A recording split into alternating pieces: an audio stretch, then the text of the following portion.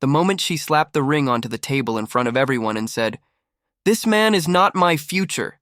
He's just a mistake I made in the past." I didn't feel pain. I felt silence. The kind that roars in your ears when your body shuts down, before your heart can even react.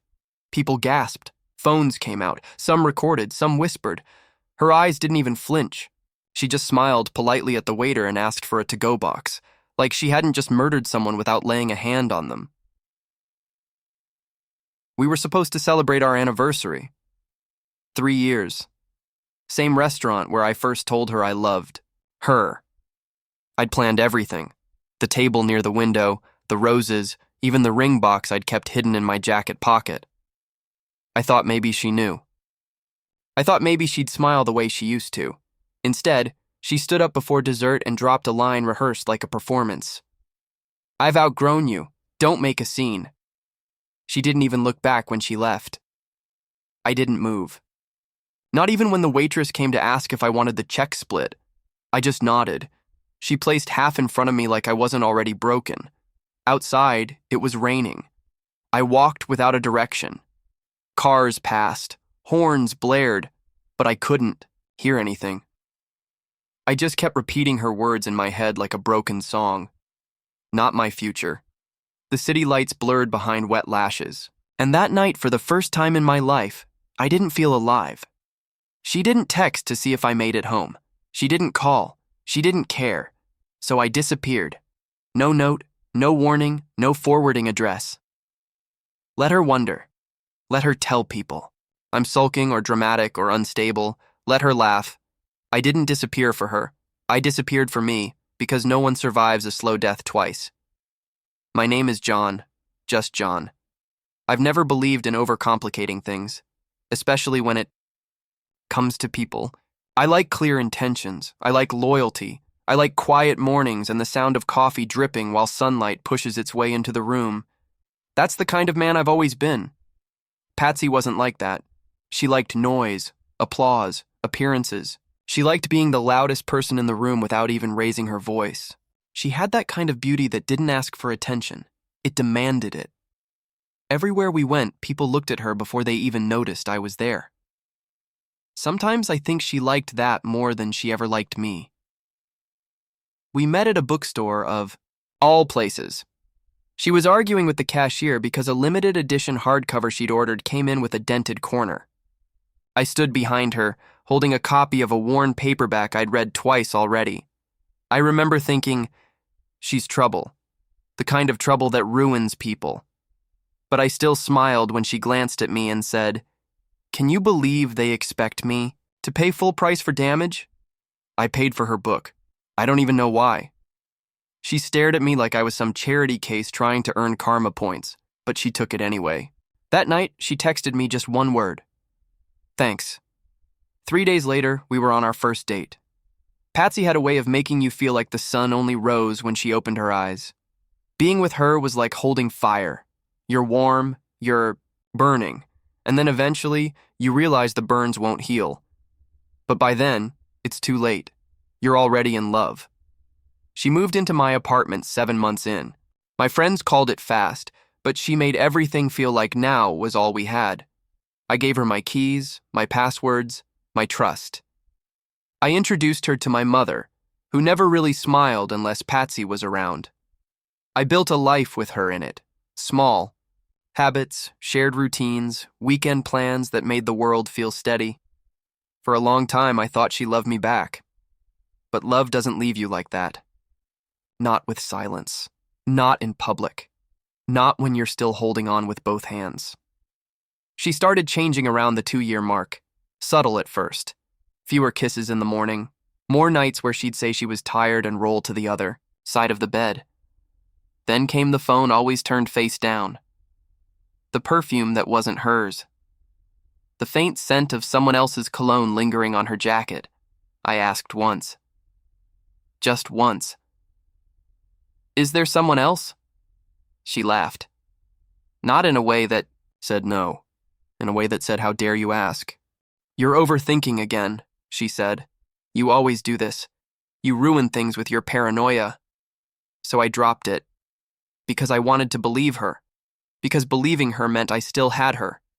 And at that point, I needed her more than I needed the truth, but the truth didn't care about what I needed. We fought more after that, over little things, over nothing. She started going out more, girls' nights, late work meetings, impromptu weekend getaways I was never invited to.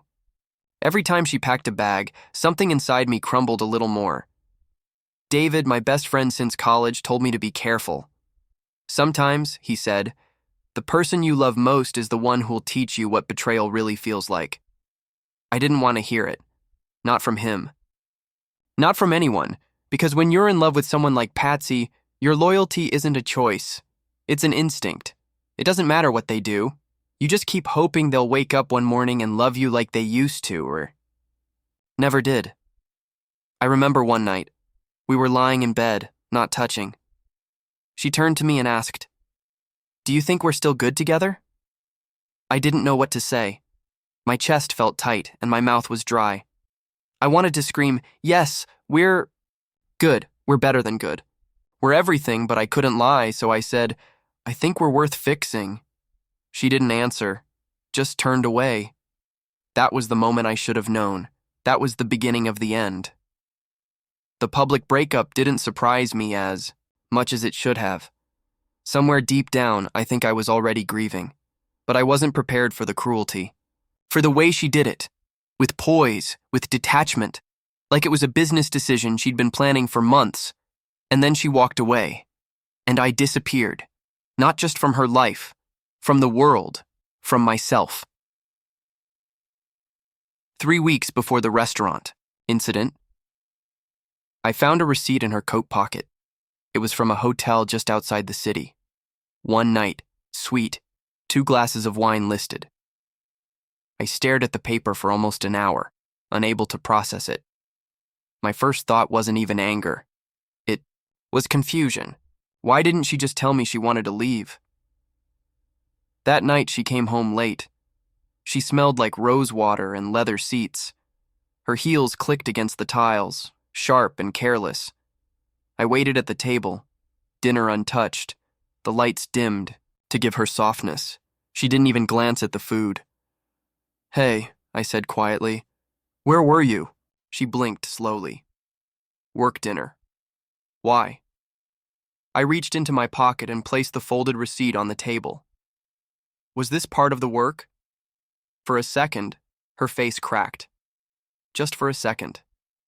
Then she smiled, but it didn't reach her eyes. "You're checking my pockets now? What's next, tracking my phone?" I didn't raise my voice. I never did. "I'm not accusing you, I'm just asking you to be honest." She stared at me like I was something pathetic. "You want honesty? Fine. I had dinner. I stayed over. Nothing happened. I didn't know whether to believe her or not. My silence must have offended her more than words could. You always act like I owe you something," she said, snatching her coat off the chair. "Like being with you is some obligation I signed up for." "No," I said quietly. "You don't owe me anything. Except the truth." She didn't respond, just turned and walked into the bedroom. That night, we slept on opposite sides of the bed again. But even with her just feet away, I'd never felt more alone. A few days later, I noticed David's name kept popping up on her phone. Normally, I wouldn't care. He was my closest friend, and she knew that. But something about the way she locked the screen when I came near felt off. One night, she left her phone on the couch. It lit up. A message preview. "David. Tell him whatever. He won't leave unless you make it ugly." I couldn't breathe. I didn't touch her phone. I just stood there, letting the words sink in. My best friend. The one person I'd trusted with everything. And Patsy. Plotting behind my back. When she came back into the room, I was gone. Just standing outside in the cold, staring up at the black sky like it could give me answers. I didn't ask her about it that night, or the next. I needed to understand how long they'd been doing this. How much of my life had been a lie. The next weekend, we went to a party together. One of her high society things. Everyone wore designer clothes and fake smiles. I played the role. Smiled when she looked at me. Held her hand for the cameras. She leaned in and whispered, "You're good at pretending." I wanted to say, "So are you." Later that night, I overheard them in the garden. Patsy and David. I hadn't planned to eavesdrop. I was just trying to get some air. But her laugh caught my ear. And then his voice. "Don't feel bad," David said smoothly. "You're doing him a favor. He never knew how to keep you. You deserve more than a quiet man who reads books and makes breakfast." Patsy didn't argue. That was enough. That was more than enough. I stayed the rest of the night, danced with her, kissed her cheek for the flash of a camera, smiled when she leaned her head on my shoulder, and the whole time I was plotting my exit. If they wanted me gone so badly, I'd give them exactly what they asked for. But I wouldn't let them watch me bleed. I'd vanish before they ever got the satisfaction. Every morning after that night felt like waking up underwater. There were moments when I'd forget, when my eyes would open and I'd instinctively reach for her side of the bed, expecting warmth, softness, the curve of her back. But the space was always cold, even when she was there. She didn't speak. Much after the party, I think she sensed the shift in me, but she misread it as defeat. That's the thing about people like her. They think silence means surrender. They never think it might be the beginning of something irreversible. I started sleeping on the couch. No arguments, no announcements. I just slowly removed myself from everything, piece by piece. I stopped joining her for dinner. I stopped asking where she was going. I stopped caring, at least on the outside. Inside, it was chaos. My mind was a battlefield between heartbreak and restraint, between wanting to scream and forcing myself to stay calm. I had to keep control, because I knew something she didn't. I wasn't going to fight her for love. I wasn't going to beg her to stay. I was going to disappear so completely that she'd wonder if I ever existed at all. But that didn't mean it didn't hurt. I'd lie awake at night replaying everything. Every time she laughed at my jokes, every sleepy morning, kiss, every text that ended with "love you."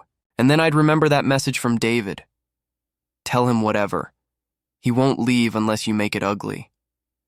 Those words cut deeper than any betrayal, because it wasn't just her, it was him too.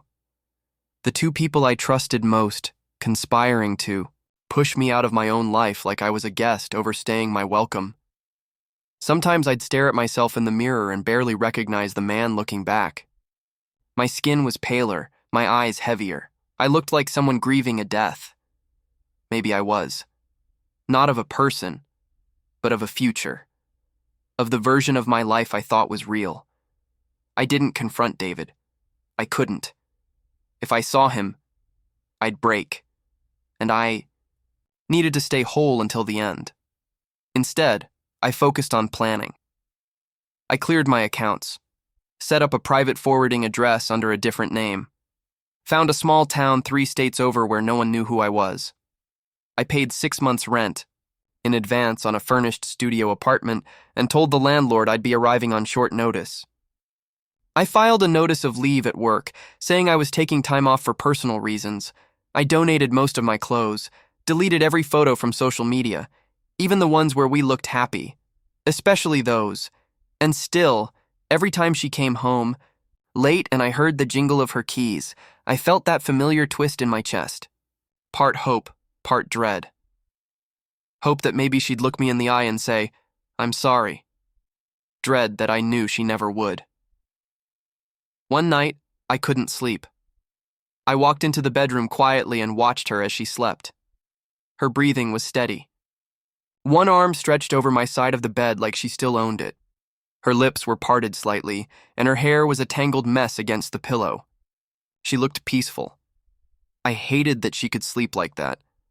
I wanted to shake her awake and ask, "Do you even know what you're doing to me?" But I didn't. Instead, I picked up my phone and opened a blank message to her. I stared at the screen for a long time, then typed, "If I disappear one day, it's because I finally listened to what you've been screaming in silence." I didn't send it. I just let it sit there, like the version of me that still loved her, waiting for a reply that would never come. By the time the restaurant day arrived, the day she'd break up with me in front of everyone, I was already gone, inside. I'd rehearsed it 100 times in my head. The rejection, the pitying looks, the public humiliation. I just hadn't expected how calm I'd feel when it actually happened. When she said the words, "He's not my future," I didn't flinch. I didn't argue. I didn't cry. I just let go. Because the truth was, I'd been drowning for months. And in that moment, she finally cut the last rope. I could breathe again. I disappeared that night. Not out of pain, not out of weakness, but because there was nothing left worth saving. I thought disappearing would give me peace. That removing myself from her world would be enough revenge. But I was wrong. People like Patsy don't mourn immediately. They don't regret quietly. They lash out when they realize they've lost control. A week after I left, she posted a photo of her and David at a rooftop bar. The caption read, "Surround yourself with people who are always there for you." I saw it through a fake account. Her smile looked rehearsed. David stood next to her, grinning like a man who thought he'd won. But then the calls started. Not to me, I was untraceable, but to my mother, my co-workers, even my landlord. She asked where I was, asked if I was okay, said she was worried. But no one gave her anything. They were as shocked as she was to find me gone. I'd planned it that well. She tried emailing me. "John, we need to talk. I made a mistake." A mistake. Like everything she did was just a misstep on a sidewalk. Like betrayal could be undone with a sentence. I didn't respond. 2 days later, she showed up at my old apartment. The landlord said she looked furious, then desperate. She asked to be let in. Said she left something important inside. He refused. She left without saying another word. I thought it would end there, but David made sure it didn't. That weekend, I got a call from a number I hadn't blocked yet. Kathy. She'd been a mutual friend, someone who always quietly rooted for us, even when we were falling apart. I answered because she was one of the few people I trusted. "John," she said quietly, "I think you need to know something." I waited. "Patsy's telling people you ran off with another woman, that you stole money from your own company and vanished to avoid prosecution. She's painting herself as the victim." My throat tightened. Why would she say that? Because people are starting to question her, and she needs a story that makes her look innocent. I didn't say anything. She even told David she was going to leak fake screenshots to the press, messages of you confessing things you never said. That was the moment I realized I hadn't just been broken up with. I'd been erased, not just from her heart, but from the narrative itself. She didn't want to hurt me. She wanted to ruin me, and David, the man who used to call me his brother, was helping her do it. I ended the call and sat in the dark, heart pounding. All the self-control I had held onto so tightly began to splinter. Not because I wanted her back, but because even in absence, she was finding ways to destroy what was left of me. I'd left quietly. She wanted to turn my silence into guilt. So I made a choice. I wouldn't stay gone forever. But when I came back, it wouldn't be to explain. It would be to end it. It was a Thursday when I came back. I didn't alert anyone. No grand reappearance, no announcements, no cryptic posts. I walked back into the city like a ghost that never left. Everything looked the same. Buildings still tall, streets still loud, people still too busy to look up.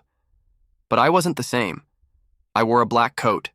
No suitcase, no bags, just me and everything I'd carried inside for months. Kathy was the only one I contacted. I asked her one question. "Where are they tonight?" She replied immediately. "Charity Gala, Ritz Ballroom.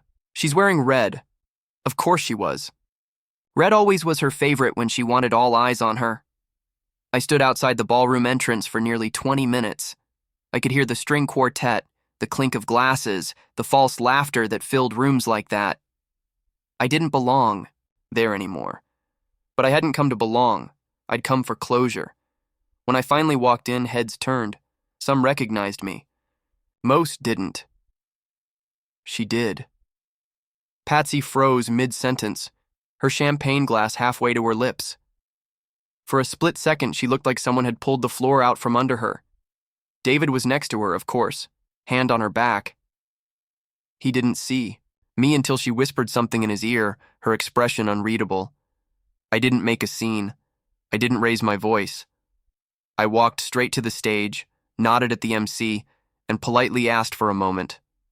Maybe it was the silence in my eyes. Maybe it was the sharpness in my tone, but they handed me the mic without a word. I stood there for a second, scanning the room. All those polished faces, all those carefully built lies. "Sorry to interrupt," I said calmly. "I won't take long." Some people murmured, others watched with intrigue, but Patsy, she had gone pale. David stepped forward slightly, as if to block her from whatever was coming. "I just want to say thank you," I continued. "To the woman who taught me that love can look you in the eye while planning your burial, and to the man who proved that blood means nothing when ambition's on the table." David scoffed. "What is this, John? Some dramatic—" "Shut up," I said, quietly, without rage. But the room felt it. I turned toward Patsy. She still hadn't moved. "You told people I ran off, that I stole money, that I cheated. But you forgot one thing." I reached into my coat pocket and pulled out my phone. I tapped once. The speakers overhead clicked. A recording played. It was her voice. From one of the nights she thought I was asleep. "Just make it messy, David. Make it public. If he feels humiliated enough, he'll leave on his own." Gasps rippled through the room. I could see the recognition in people's faces as they pieced things together. I wasn't the villain. I was the insurance policy they'd tried to cash out. David lunged for the phone. I stepped back. Security appeared instantly, blocking him. He growled, shouting something incoherent. People started filming. The world they'd built, on lies, on cruelty, was crumbling in real time. Patsy still didn't speak, so I did it for her. "You know what the worst part was?" I said, staring at her. "It wasn't the betrayal. It was knowing you felt nothing while doing it." Her eyes shimmered, but not a single tear fell. "John," she whispered. "Don't," I said. "You had your chances. I begged for truth. You gave me silence. I gave you everything. You returned it with ash." I dropped the mic on the stage, turned my back to the applause. I didn't want it. I wasn't performing. I just wanted her to feel even a fraction of the weight I'd carried. Outside, I exhaled for the first time in weeks, but I wasn't done yet. The next morning, every major news outlet had the story. Executive exposes public betrayal with audio proof. I didn't comment. I didn't need to. David was suspended from his firm within 24 hours. His name was dragged through every social feed that once praised him for his integrity. As for Patsy, she disappeared from social media. All her brand deals went quiet. People who used to beg for selfies with her suddenly stopped calling. But what no one saw, what only I knew, was the letter she left in my mailbox 3 days later. It was handwritten. "John, I never thought you'd actually leave. I thought you'd be the kind of man who stays no matter how badly he's treated. I counted on it. That was my mistake. I don't have excuses. I just have regrets. I broke something I didn't know how to fix. And now I know I can't. I don't expect forgiveness. But if there's even a sliver of you that remembers what we once had, please know this. I loved you. I just didn't know how to be the kind of person you deserved." Patsy, I read it once, then again, then I burned it. Because sometimes love doesn't die. It just rots. Because this wasn't grief anymore. It was survival. I'd spent months rebuilding my life from the ground up in silence.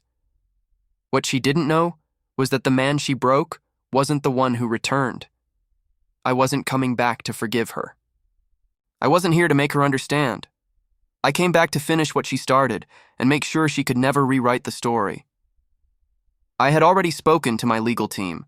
The defamation, the manipulation, the sabotage of my reputation, there were receipts for all of it.